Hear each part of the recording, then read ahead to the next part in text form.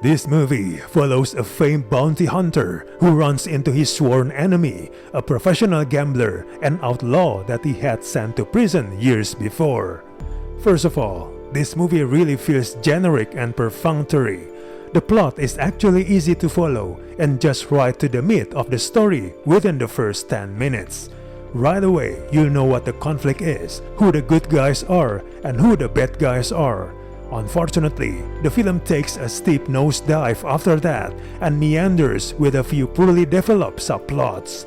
It's also sluggishly paced, stodgily scripted, and poorly edited. The movie makes no attempt to actually engage with or to dramatize these conflicts. The film's central conflict has virtually nothing to invest in. The movie seems to be just going through the motions without taking any risk.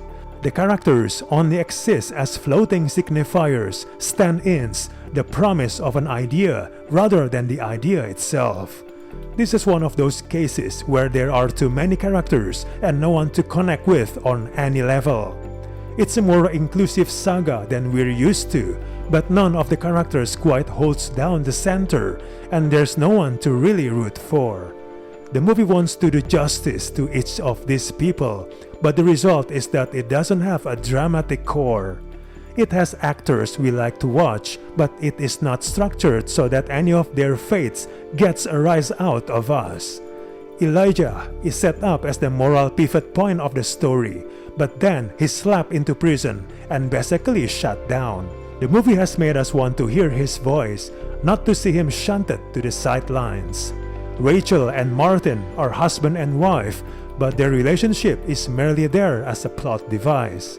There's Joe, who played by Willem Dafoe, who just got out of prison, but his subplot is clunky and underdeveloped. Similarly bad is the characterization of Rachel, whose supposed justify is weaponized against her black lover, a dynamic that the movie seems to have no interest or insight into. The film inserts race into the dynamic with such shallow effect as well. Even with all of these bad elements, the movie might still work if the action was good. Unfortunately, that's not the case here. Those waiting for a good tense shoot-off will be extremely disappointed, as the gunfights really lack in suspense. All the shootouts are not exciting or thrilling. Unfortunately, there's also too little wit, comic relief, or any scenes that stand out for that matter. Overall, this movie is not really worth your time. We do not recommend this movie at all.